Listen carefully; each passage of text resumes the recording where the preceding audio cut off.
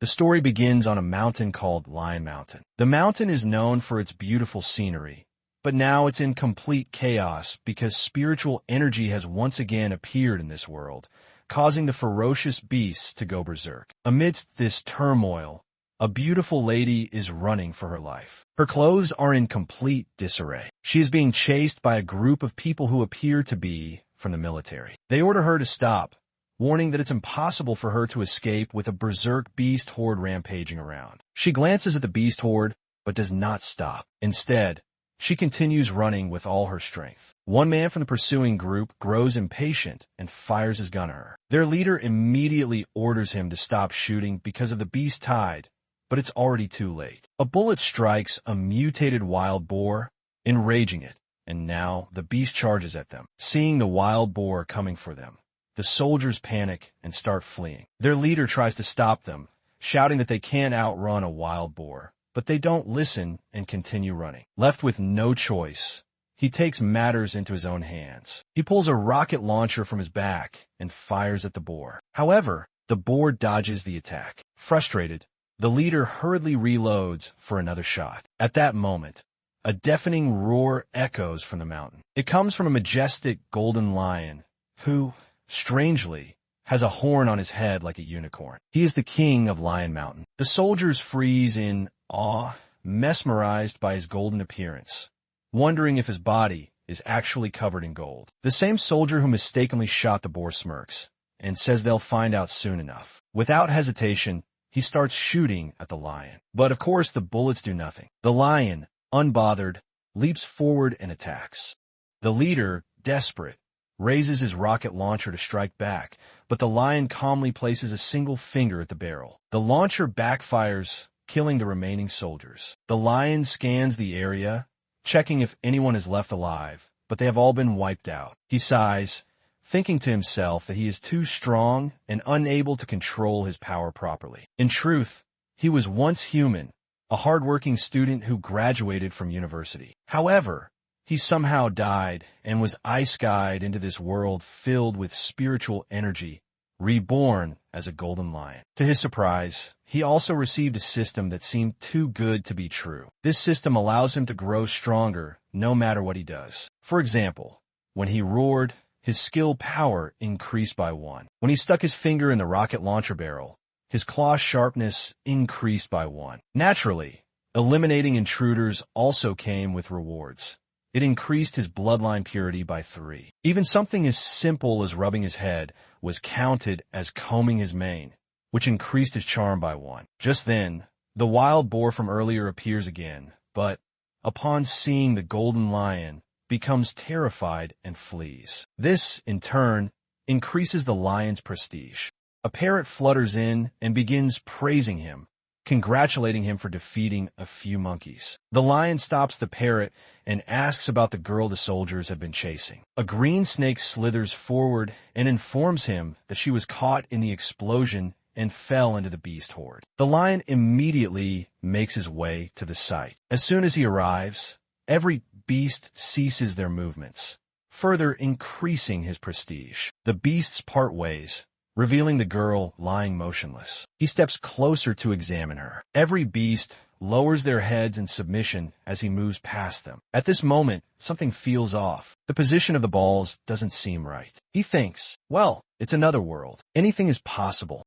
He kneels beside the girl. She is already dead, yet her body still contains spiritual energy, which is unusual. Curious, he exhales a magical breath over her, and a spirit emerges from her body. The ghostly figure is just as beautiful as she was in life, sparking the lion's interest. He takes her back to his cave, but she begins to cry. The lion, sitting on his throne like a true king, because, well, he is a king, tells her to stop crying, reminding her that the dead have no tears. Just then, a system notification appears before him. Urgent. Quickly bind with the ghost. The sudden message nearly scares the life out of him. This is the first time his system has given a direct command. Up until now, it had only ever displayed simple +1 notifications. Confused, he wonders if he has triggered the main mission. A sense of excitement stirs within him, though he is also reluctant, realizing that his peaceful days may soon come to an end. He will need to carefully plan his next steps. Just then, a voice emerges from the flames nearby, cautioning him not to get carried away. The fire moves toward the ghostly girl and transforms into a figure, a girl, or rather a lowly. Her name is Xiao Zhu. She reassures the ghost lady, telling her not to be afraid, and that the Lion King has no ill intentions. He's just a bit straightforward. She further explains that the king left his demon energy in the ghost's soul, allowing it to condense. She herself had also relied on the lion's demon energy to take form. However, just absorbing the Lion King's demon energy alone isn't enough to make her a ghost. There are two additional conditions. She must have a special constitution. She must possess a powerful obsession. As they say, Xiao Zhu continues, a ghost obsession is what allows them to take form in this world. Then the cute little fire demon asked her what had happened. Her green-themed appearance didn't really match her identity as a fire demon, but she still looked adorable. Our ghost lady, a bit nervous at first, began recounting her story. Her name was Su Ling. She used to live in Mang Village, located at the foot of Lion Mountain. Ever since spiritual energy reappeared in the world, life in her village had turned into a nightmare. People began disappearing, and only 23 villagers remained. Just a few days ago, a mysterious group arrived at their village. They rounded everyone up at gunpoint and demanded the villagers venture into the forest to find a way for them. An old man begged them to spare him, saying his wife had previously gone missing in the forest. He pleaded for mercy, but they ignored him. One of the soldiers hit him, threatening to kill him and send his grandson into the forest instead if he didn't comply. Reluctantly, the old man agreed and entered the forest. Moments later, he began screaming in pain, then suddenly vanished into thin air. Everyone was shocked. Next, they forced a young boy to enter. He had a small dog with him. The same thing happened. They disappeared, one by one. The villagers were forced into the forest, and each time, the same mysterious disappearance occurred. Eventually, it was Su Ling's turn. The forest was cloaked in a strange black mist with hallucinogenic effects. As soon as she stepped inside, she began subconsciously running in one direction. She saw visions of her parents in the fog and chased after them. Eventually, she lost consciousness. When she awoke, she had fallen into a pit. In front of her was a strange flower. She believed this flower was the true target of the mysterious group. It seemed to be calling to her. Nearby, there was a coffin entangled in thick tree roots. Burning with the desire to stop those who had killed her parents and fellow villagers, she resolved to ruin their plans. But her weak body couldn't destroy the coffin, so she made a drastic decision. She ate the flower. After consuming it, her body felt incredibly light, and she could now see clearly in the dark. Not long after, the group found the location and retrieved the coffin. Su Ling hid behind a tree, silently watching. Then, a man with a large scar over his left eye arrived and began shouting at his men. He demanded to know where the flower had gone and threatened them. If they couldn't recover it, they wouldn't receive payment. They speculated that it must have been taken by a villager. The scarred man didn't care who took it. He just wanted it back. So they started searching for her. Thanks to her newly enhanced body, Su Ling managed to escape and fled to Lion Mountain. The rest of the story, you already know. She died and became a ghost. The cute fire spirit became visibly angry upon hearing Su Ling's story. The Lion King, meanwhile, silently analyzed the situation. Without much expression, he stretched his body and reached a conclusion.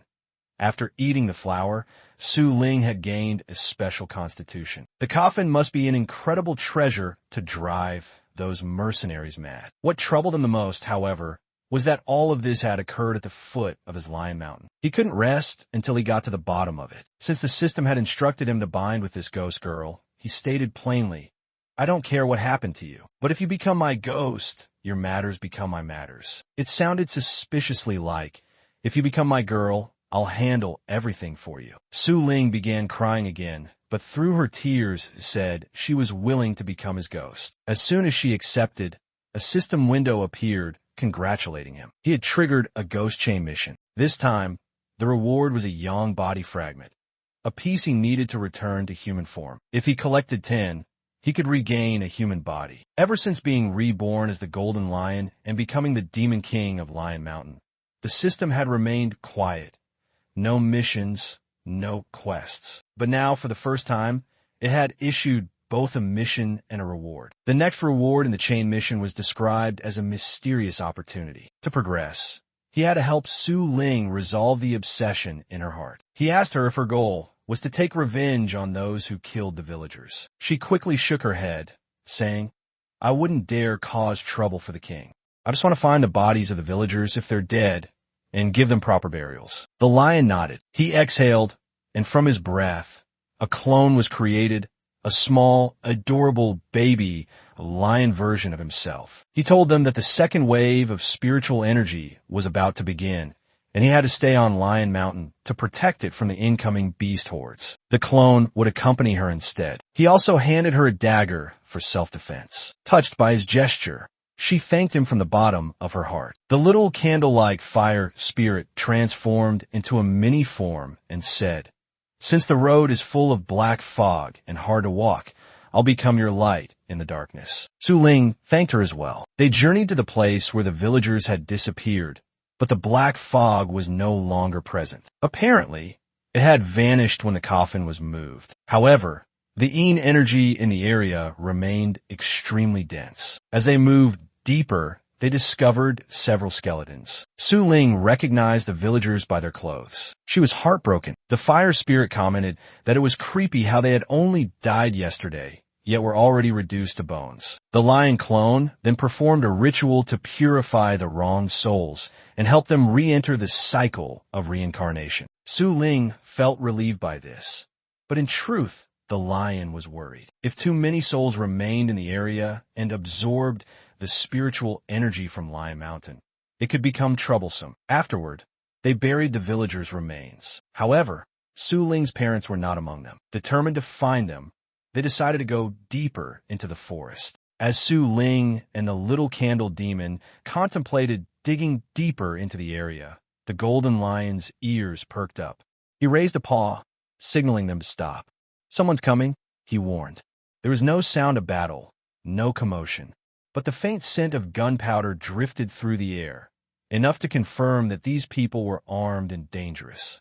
Su Ling turned toward the direction of the scent, her expression darkening. "That's where the coffin used to be. Are they still there?" Her voice trembled with both fear and hate. At the sight, 3 armed men sat by a fire, lazily eating their meal.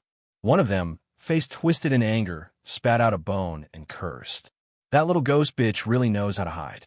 If we catch her, I swear I'll enjoy myself before I kill her." Another soldier snorted. "TCH, with your taste? I'd rather dine with a corpse than share with you." Their commander, puzzled, glanced over. "What are you idiots talking about?" With a cruel grin, the second soldier stood and kicked a weather-worn skull across the ground. "These two right here," he said, pointing to a pair of skeletons half buried in dirt. "If that little ghost girl wants to find her parents, she'll have to come back here." Laughter erupted among them, echoing in the forest like a cruel mockery. Su Ling watched from the shadows, her fists clenched, teeth grinding.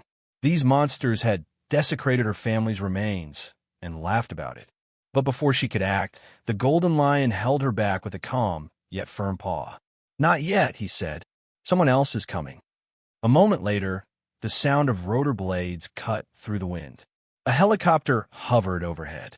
From its belly, a figure descended swiftly on a rope, muscular, imposing, and clearly in charge. The soldiers saluted as the woman landed with grace and authority. "Lady Mayun," one of them greeted. The Scar Lady didn't waste time. "Did that fool Louis find the flower yet?" The commander shook his head. "No, we're still searching for the flower."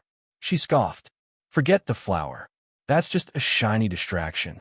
The real treasure was beneath it." Without hesitation, she leapt down into a shallow pit, scooped up a handful of black soil, and smiled. "This is what I was looking for. 3-life soul soil." At that exact moment, a system notification appeared before the golden lion. "System alert. 3-life soul soil detected. New attribute gained. Demonic knowledge, or you can just say intelligence stat." The lion's eyes widened. Demonic knowledge? For the first time, he could see the delicate flow of spiritual energy in his veins. Every pulse, every twist, every surge. As he turned to look at the green snake's spirit nearby, she flushed, misinterpreting his focused gaze. "Hey, why are you staring like that?" she asked, flustered. The lion blinked and quickly averted his eye. Still a single virgin, he reminded himself with a sigh. Strange, he thought. I'm getting stronger just by watching. Suddenly, his eyes locked onto something deeper underground. Multiple spiritual energy veins were converging, all flowing into one point beneath the earth. Back at the site, the Scar Lady stood proudly. "To think you wasted all those resources chasing a coffin, Louis," she mocked to no one in particular. "In the end, I got the real prize." The commander chuckled. "Guess we'll keep this little treasure a secret, huh?" The Scar Lady turned on her heel, her dagger flashing. Only the dead keep secrets. Their laughter died instantly. She gave him one chance. Die peacefully, or die screaming. The men shouted and raised their rifles, but they were too slow. Her bracelet glowed with eerie light. In one swift motion, her sword cleaved through them all like grass. She stood alone in the clearing, victorious. Her smirk widened. Pulling out a stone that radiated an unnatural aura, she sliced her palm and let blood drip onto it. "You villagers were quite useful after all," she murmured. "Without knowing, they led us right to the source." That was the last straw.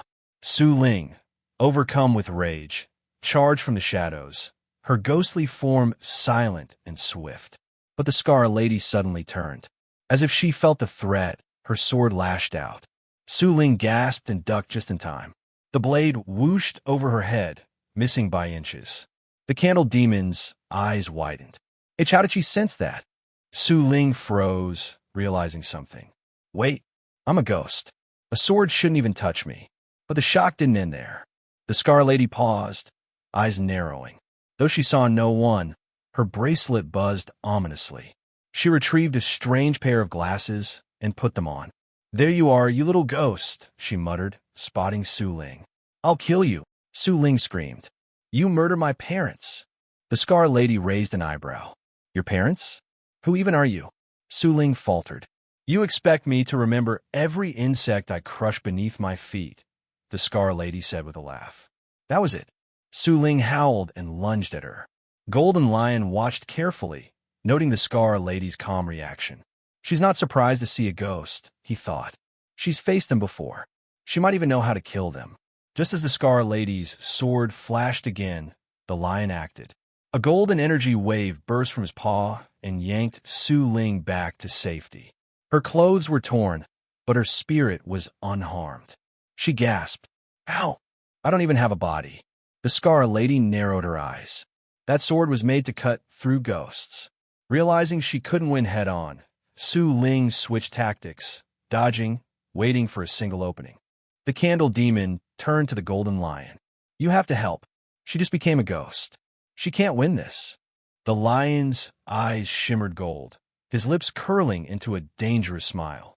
"Revenge is something one should take with their own hands." The Scar Lady's bracelet lit up again. She slashed through the air where she thought her target was. But this time, no one was there. Su Ling had vanished. Then she struck. The Scar Lady reeled as Su Ling pinned her down in a deadlock, her spiritual force pressing hard. "Ow, how did my bracelet fail?" The battle ended in stunned silence. Golden Lion stepped forward, his voice calm. "Not bad for your first fight," he said to Su Ling. The Candle Demon blinked. "Wait, what was that? How did it work?" Golden Lion explained. "That bracelet can detect killing intent and predict the direction of attacks. It helped her avoid Su Ling's first strike. Later, she used goggles to confirm Su Ling's form, but she trusted the bracelet more." He glanced at the fallen Scar Lady. Maybe she was once deceived by illusions. Since then, she trusts instinct over sight. But instinct can be misled. The Candle Demon nodded slowly, understanding. "So you disrupted her senses using killing intent." "Exactly," said the lion. "But Su Ling, remember, don't be reckless next time." Just then, a cold voice echoed behind her. "So, You had helpers after all.